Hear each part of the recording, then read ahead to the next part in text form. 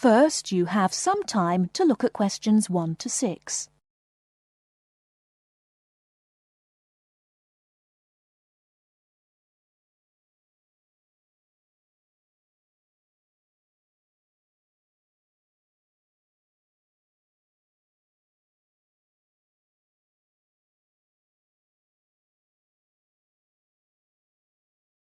You will see that there is an example which has been done for you. Hello, my name is Dave Burns, and I'm here to tell you about the welcoming party we're having for new students. Unfortunately, the information on your invitation is inaccurate. We didn't have enough time to print new invitations, so I'll have to ask you to make changes. To start with, this isn't a welcoming lunch, it's a dance party. However, the next line is true. The party will be held at Blackwell House. Is everybody comfortable with that? The next line tells you when the party will be. Friday, June 15th at 8 p.m. But I have good news. The party will end at 11 p.m. As a result of this later end to the party, the bus will go later too. So it should read, free transport to the student hostel is available, leaving Blackwell House at 11:30. And of course, other students may attend, and all students must have their student ID card with them. I hope you can come to the welcoming party. It's a really good way to get to know other students and to learn what it's like to live in this city and to study here.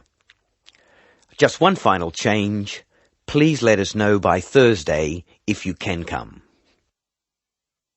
Now listen while Dave Burns gives instructions for students who are going to travel by car to the party. Before you hear the rest of the conversation, you have some time to look at questions 7 to 10.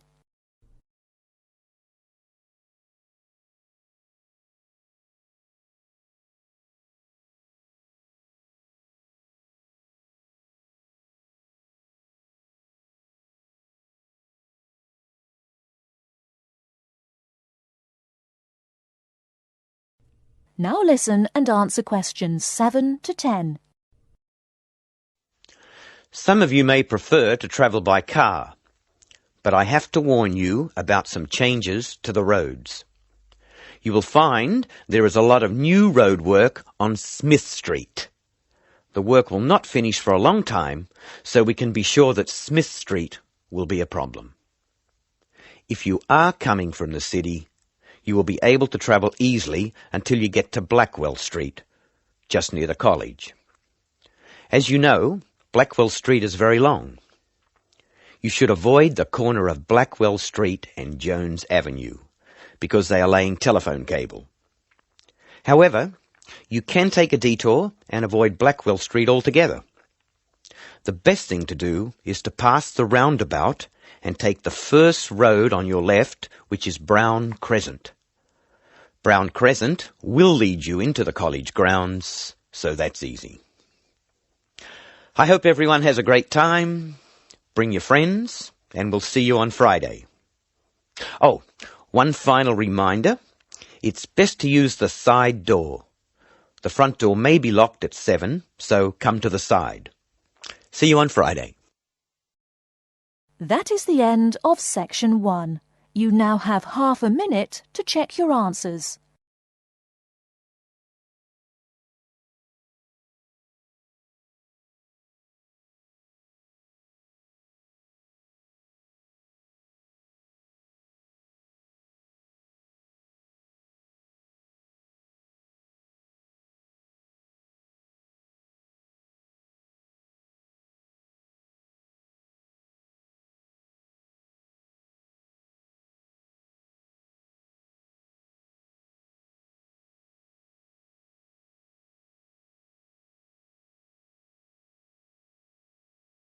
Section 2.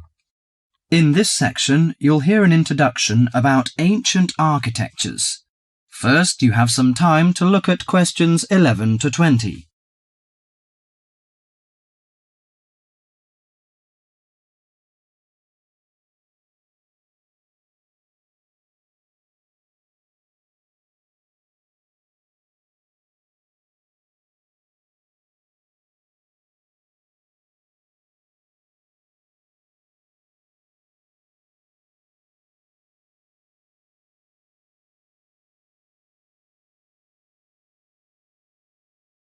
Now listen carefully to the tape and answer questions 11 to 20. The architecture of the ancients often reflects the ideas and beliefs of that time. Some of the ancient structures can give us a glimpse into the minds of the people who built them. Now, Professor Francis is going to talk to us about ancient architecture. No story is more interesting or impressive than the story of architecture, and in particular the activities of human beings in the art of building. Let's have a look at this in some detail. Did you ever visit the pyramids? Look at this picture, please. The pyramids in Egypt are true wonders of the ancient world. Khufu's pyramid is a stunning 138-metre-high mass of 2.3 million stones, each weighing about 2.5 tons. It was built to geometrical perfection over 4,500 years ago, with simple stone and copper tools. It was so far advanced that some have suggested it was designed by aliens. Actually, there is an astronomical significance to the perfect precision of the pyramids. By using two stars that circle the sky polar point, Egyptian astronomers were able to arrange the pyramids due north. This was done because they believed the king's afterlife and the stars were closely related. They believed their pharaoh, that is, their king, had been transformed into another living being, a light in the sky in contrast to the darkness of death. OK, now let's look at another picture. On this picture is Athens' ancient Parthenon. It is an immense columned temple, built almost entirely of marble. Athens' ancient Parthenon is a perfect model of classic Greek architecture. It was built to honour Athena, the goddess of wisdom. Therefore, it includes the ideals of logic and reason in its design. Built in the 5th century BC, the Parthenon is made up of almost 140 columns. The Greeks associated the columns with the virtues of a human being: strong, orderly, proud, and beautiful. The height and width of the Parthenon are designed with the rational logic of geometry. The upper diameter of each column is a bit narrower than its base. It bulges slightly in the middle and slants inward. This kind of optical illusion makes the columns appear more graceful and thus more beautiful. The Parthenon also symbolizes democracy. Each column supports the entire structure, just as each person contributes to the government. It symbolizes that Athens' government is democratic. Finally, I am going to introduce the Roman Colosseum, a large oval structure for public sports events, entertainment, or assemblies. The Roman Colosseum displays the practical nature and political thinking of Romans. The Colosseum was built in 80 AD, when, throughout its vast empire, Romans' population and wealth were growing. It was necessary for politicians to entertain the people in return for their support. Gladiators would battle wild animals, and even one another in order to entertain the bloodthirsty crowds. Constructed with tons of marble, the Colosseum stood 48 metres high. It has the capacity to hold up to 50,000 spectators. Spectators sat on the lower 3 levels, surrounded by towering roofed passageways. On hot days, a cover suspended from the top story provided shade from the sun. Ancient architecture gives us a sense of the different societies that build these amazing monuments. Through it, we can imagine what life was like when those civilizations were flourishing. That is the end of section 2.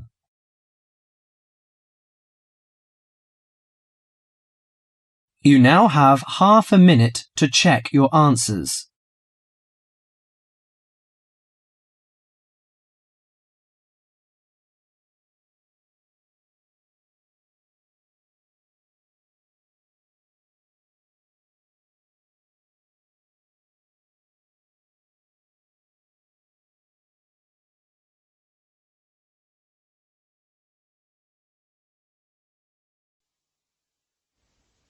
Now turn to Section 3. Section 3. In this section you will hear a discussion between two students who have to describe a lawn sprinkler for part of their general science course. A lawn sprinkler is a machine designed to water gardens and lawns. In the first part of the discussion, the students are talking about the different parts of the sprinkler. Done for you.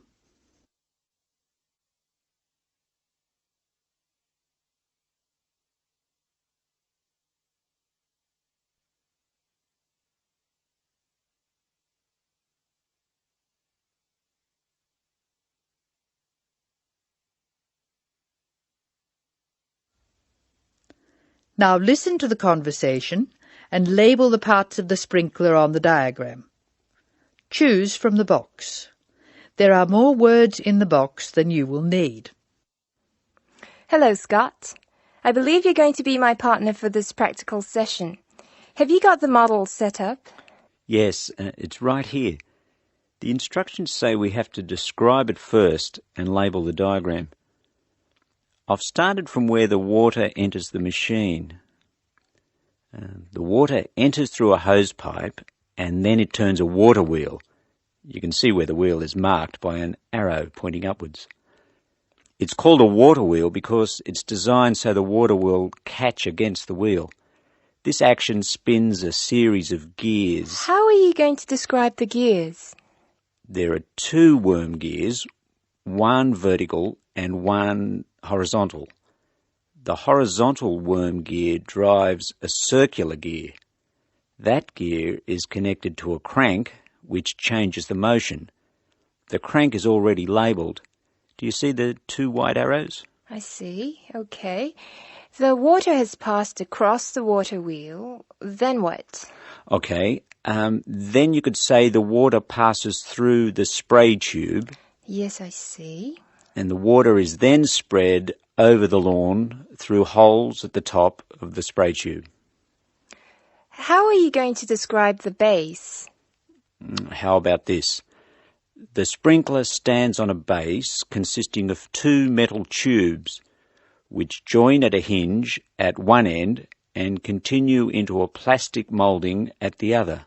That's certainly starting at the bottom. Do you want to mention that there's no water in the base? I don't think that's necessary.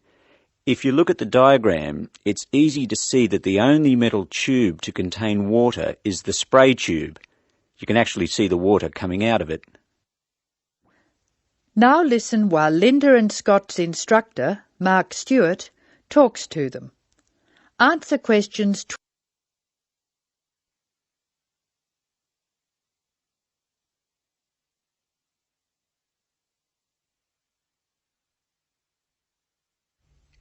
Hello, Scott, Linda. I'm glad I caught you before class. Did you know about the change in examination schedule? Change? Yes, the last day of examinations for your group will be December 2nd instead of November 29th. Is that definite? We were told they'd be on November 26th, and then there was a rumour they'd be on December the 1st. The schedule's gone to the printer. There can be no changes. It's definitely December 2nd. That's a relief. I'm going to the US on December the 4th. Are you one of the exchange students? Yeah. I'm really looking forward to studying there. Do you know if their general science courses are anything like ours? It's not very likely. Actually, all basic general science courses are fairly similar. You'll find you're behind in some things and ahead in others. I wouldn't worry too much about the course. You've been doing well on this one. Linda, have you finished your assignment yet? I'm nearly there. I should be able to give it to you on Monday. That's good. I can't let you have another extension. I was really grateful for the extra time you gave me. That was a really big assignment. Well, I'll expect it next week. Now, would you like to hear the details of the timetable? Oh, yes, please. I've just finished putting it on the notice board downstairs. Basically, you'll have 4 examinations. General Mechanics is in the morning of December 1st. Physics and Maths are on the afternoon of the same day. Communications and English are on the morning of December 2nd, and Earth Sciences in the afternoon. All over in 2 days. Yes. I'll miss teaching this class. You're all good at expressing your views, which makes for an interesting class. Some of the other first-year classes won't talk, and they're rather boring to teach. That is the end of section 3. You will now have some time to check your answers.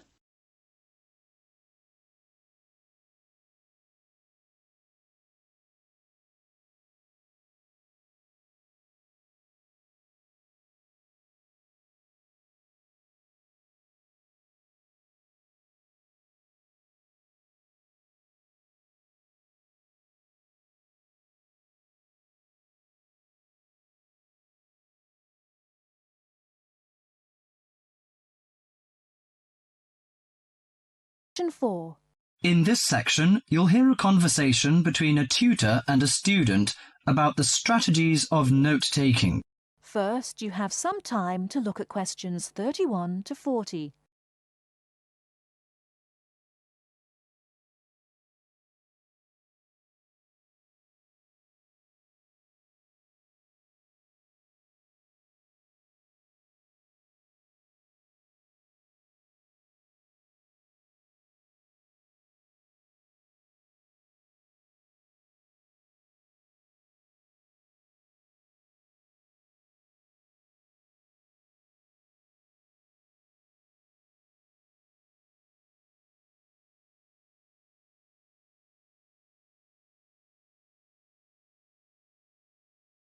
Now, listen carefully and answer questions 31 to 40.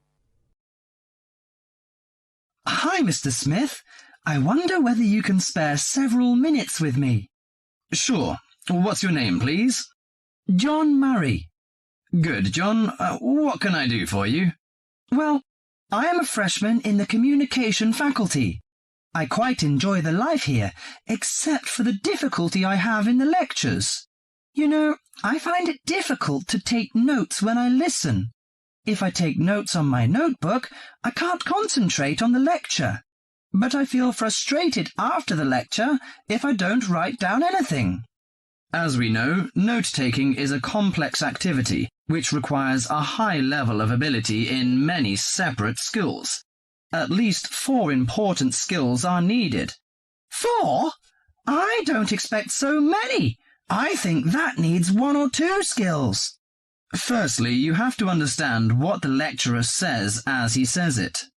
That means you should try to develop the ability to infer the meaning of unfamiliar words from the context. You cannot stop the lecture in order to look up a new word or check an unfamiliar sentence pattern. Yes, that puts the non-native speaker like me under a particular severe strain. Often I may not be able to recognize words in speech which I understand straight away in print. So the ability of inferring is important.